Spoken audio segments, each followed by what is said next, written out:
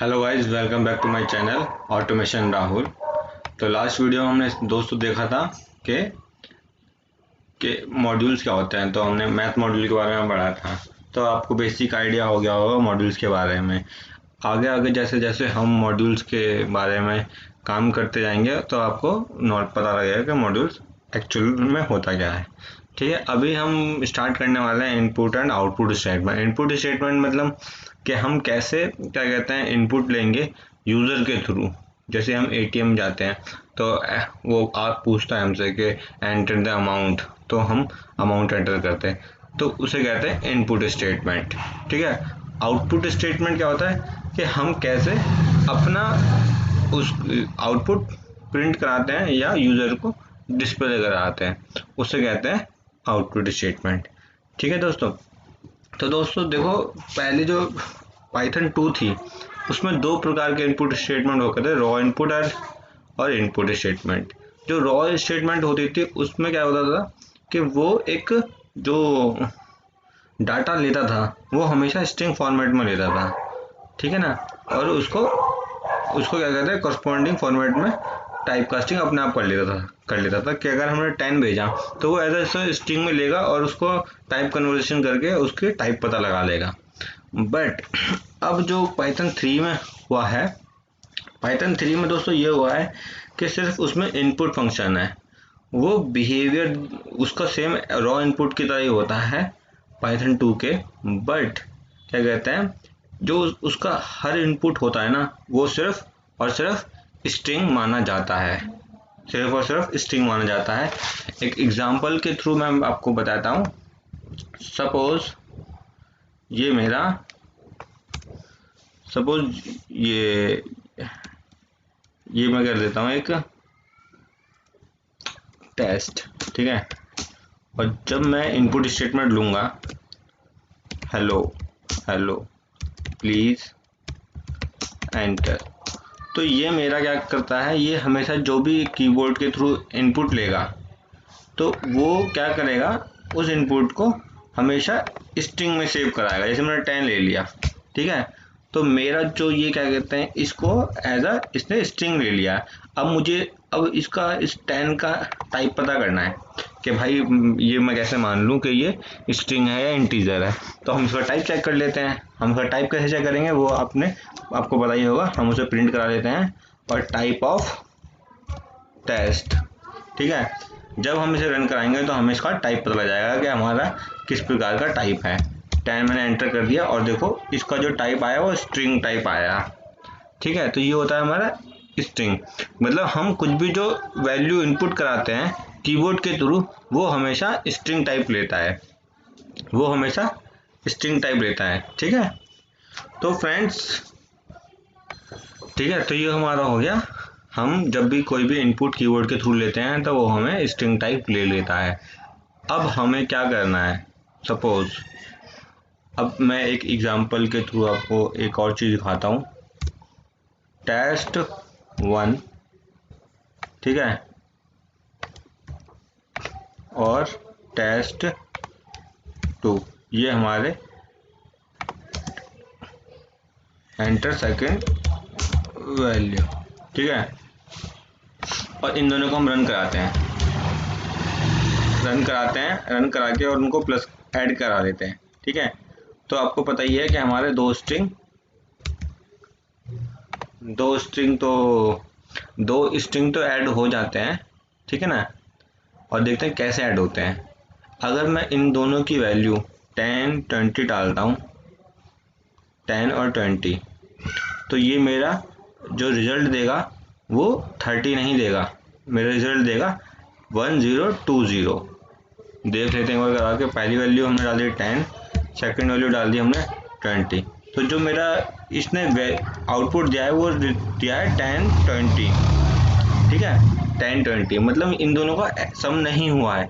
क्यों नहीं हुआ है, क्योंकि ये हमें स्ट्रिंग वैल्यू ले रहा है। ठीक है, इस चीज़ को ओवरकम करने के लिए हमें क्या करना पड़ेगा, हम क्या कर सकते हैं, हम जो हमारे पास हम एक वेरिएबल ले रहा है x, और इस टेस्ट को हम इंटीजर में कन्वर्ट कर देते हैं बाय टाइप कास्टिंग। इंटीजर क्या करता है, स्ट्रिंग को इंटीजर में कन्वर्ट करता है, ठीक है। स्ट्रिंग को और बूलियन को, मतलब फ्लोट को किस में कन्वर्ट करता है, इंट में कन्वर्ट करता है। तो हम कर लेते हैं test1, एक हमारा हो गया test1, ये हो गया, ठीक है। और सेकंड हमारा y equal to int test2, ये हो गया, ठीक है।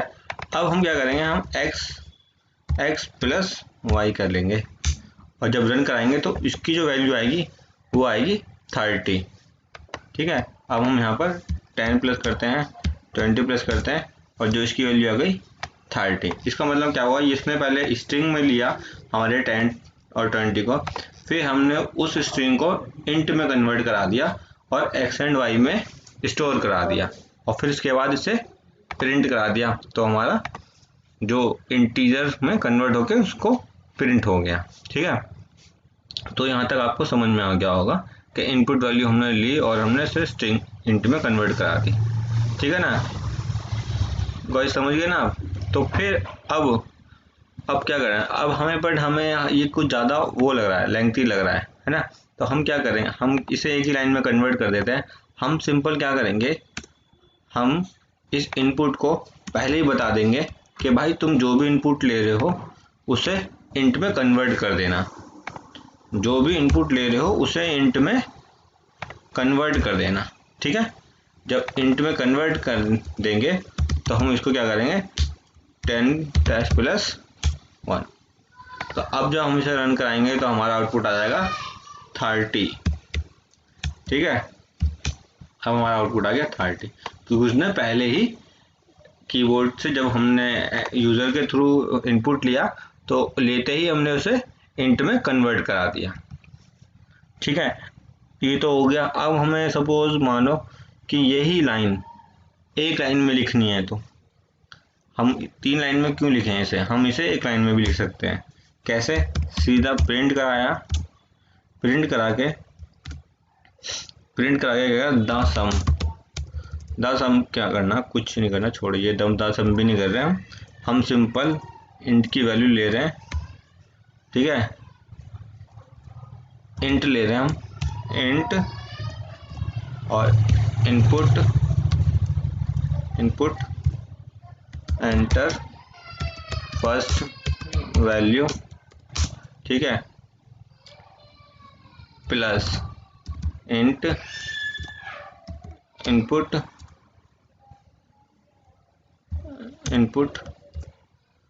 एंटर सेकंड वैल्यू, ठीक है। ये हो गया हमारा। अब क्या करना है दोस्तों, अब क्या करना है, अब हमें इसका सम प्रिंट करा देना है, ठीक है। सम कैसे होगा, अब मैं आपको बता देता हूँ। इसे रन कराते हैं, enter first value 10, enter second value 20, और ये हमारा रन नहीं हुआ है बिकॉज लाइन 1 में हमने क्या एक्स्ट्रा ले लिया है, 1 2 3 4 5, 1 2 3 4 5। तो इशू क्या आ रहा है, इशू ये आ रहा है कि हमने प्लस तो ले लिया है, इसमें हमने इसको क्लोज नहीं कराया है दोस्तों, इसको क्लोज कराना था, ठीक है। और ये एक एरर दे रहा था, ठीक है। ये इससे क्लोज हो गया, फिर ये इनपुट से क्लोज हो गया और ये पूरा टोटल इससे क्लोज हो गया, ठीक है। अब इसे रन कराते हैं, एंटर वैल्यू, ओहो सॉरी, एंटर वैल्यू 10 20 30। तो देखिए दोस्तों मेरा ये रन हो गया। अब हम इसे एक लाइन में होगा, बट ये थोड़ा ऑड सा लगता है, तो हम इसे 2 लाइन में लिख सकते हैं फॉर इजी पर्पस, ठीक है। तो ये हो गया हमारा कि हाउ हम कैसे इनपुट लेते हैं और कैसे आउटपुट देते हैं, ठीक है। प्रिंट स्टेटमेंट के थ्रू हम आउटपुट देते हैं और इनपुट फंक्शन के थ्रू हम इनपुट लेते हैं। इनपुट और प्रिंट दोनों ही इनबिल्ट फंक्शन हैं, ठीक है। अब एक प्रोग्राम और कर लेते हैं, सपोज एक प्रोग्राम कर लेते हैं, write a program to read employee data from keyboard and print the data. ठीक है, एक प्रोग्राम करना है, एम्प्लॉय का डाटा एंटर करना है कीबोर्ड के थ्रू। ठीक है, और उस डाटा को प्रिंट करना है। ठीक है, तो कैसे करेंगे, ई नंबर लिख लेते हैं। ठीक है, ई नंबर मतलब एम्प्लॉय नंबर क्या है, एम्प्लॉय नंबर क्या है, इंटीजर में ही आएगा। ठीक है ना, इंटीजर में होता है जनरली एम्प्लॉय नंबर्स। ठीक है, तो हम लिख देंगे एंटर द एम्प्लॉय नंबर।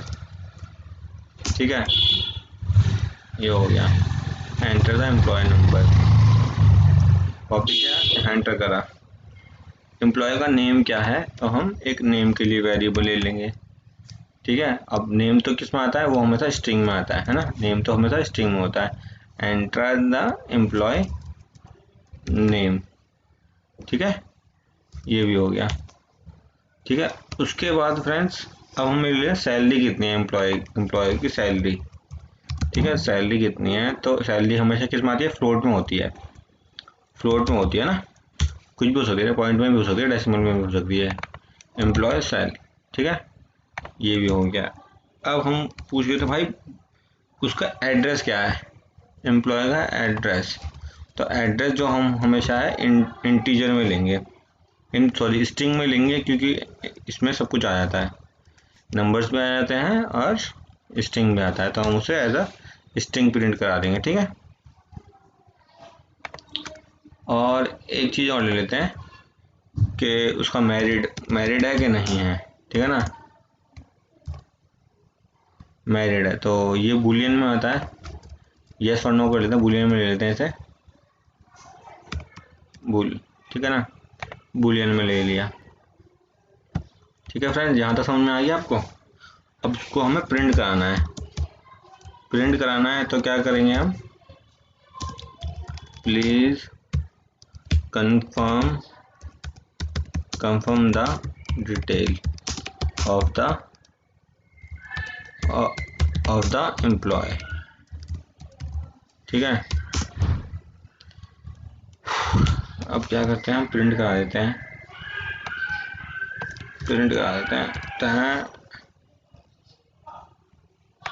क्या करा दिया प्रिंट, सबसे पहले क्या था, एम्प्लॉय नंबर। ठीक है,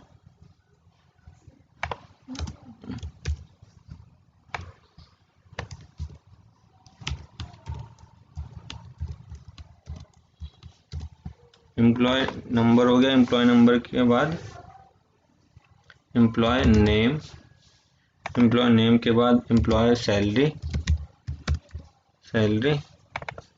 के बाद हो गया एड्रेस। ठीक है, एड्रेस के बाद हो गया मैरिड।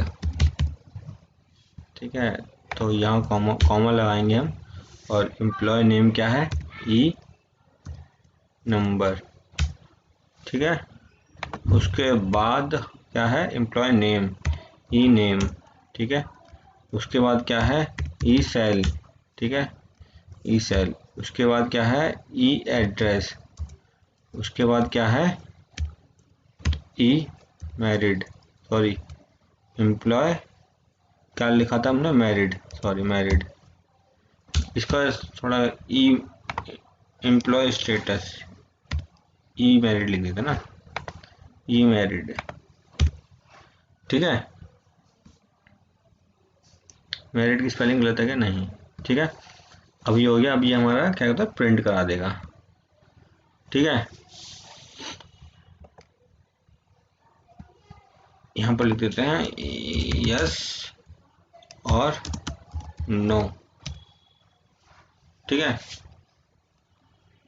ट्रू और फॉल्स, सॉरी ट्रू और फॉल्स।